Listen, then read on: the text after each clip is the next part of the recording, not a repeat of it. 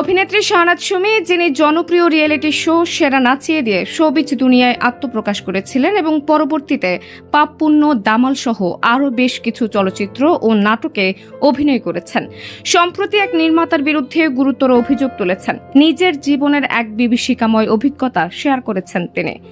3 মাস আগে এক নির্মাতার অফিসে গিয়ে হেনস্থার শিকার হন সুমি। তার অভিযোগ, ওই নির্মাতা তাকে নেশাদ্রব্য মিশ্রিত চকলেট খাইয়ে অজ্ঞান করার চেষ্টা করেন।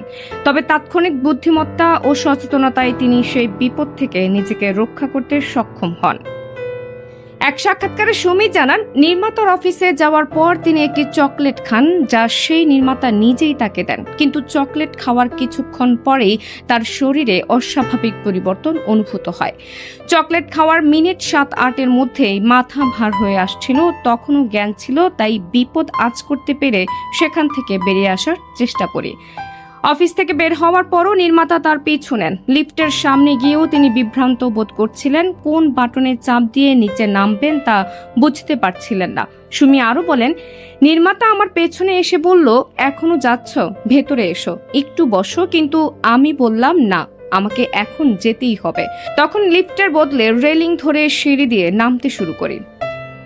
নির্মাতা তার পেছনে পেছনে সিঁড়ি দিয়ে নামছিলেন, এমনকি তিনি সুমির গন্তব্য সম্পর্কে জানতে চেয়েছিলেন। সুমি তার তখন বুদ্ধিমত্তার সঙ্গে পরিস্থিতি সামাল দেন।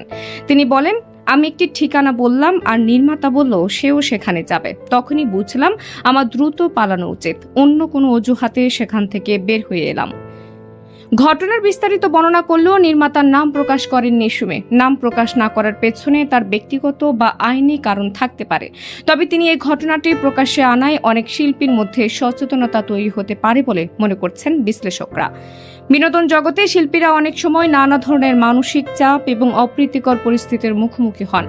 বিশেষ করে নতুন বা অপেক্ষাকৃত কম অভিজ্ঞ তারকাদের ক্ষেত্রে সুযোগ সন্ধানে কিছু মানুষ বিভ্রান্তিমূলক বা ক্ষতিকর প্রস্তাব দেন।